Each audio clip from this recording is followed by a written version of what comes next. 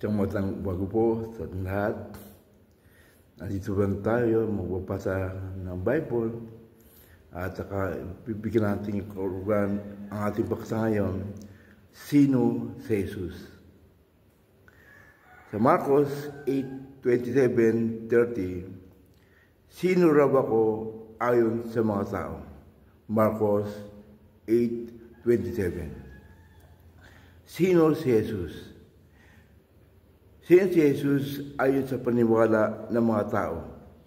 May mga nagsabing mabuti siyang guro at atit siyang tao lamang. Nagsabing di magiging magaling na propeta si Jesus kung mali ang pangakin niya na Diyos siya. Magiging tukutulan yon ng maling pananampalataya. Habang usap ang kanyang mga tagasunod at naglibot-libot sila sa bayan, tinanong ng Panginoon si Jesus, sino raw ako ayon sa mga tao? Sa Marcos 8:27, kasama sa mga sagot nila si Juan na taga-bautismo, si Propeta Elias, at isa sa mga propeta, talatang 28.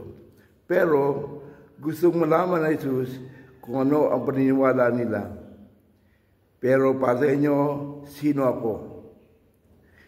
Nakuha ni Pedro ang tamang sagot. Kayo po ang Kristo.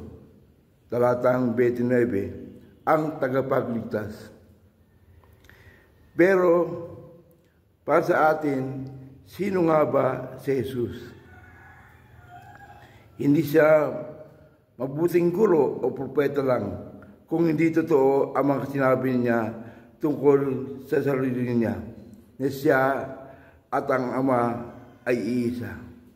1:10-30. Ang kanyang mga tagasunod at pagiging mga demonyo ay nagpahayag na kanyang katayuan bilang anak ng Diyos.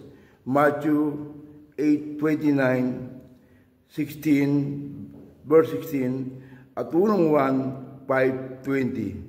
Ngayon, ipangalat natin kung sino si Kristo habang tinutugunan niya ang mga pangailangan natin. Para sa iyo, sino si Jesus? Kung naniniwala kang siya ang anak ng Diyos, paano mo papayag, diba, kung sino siya?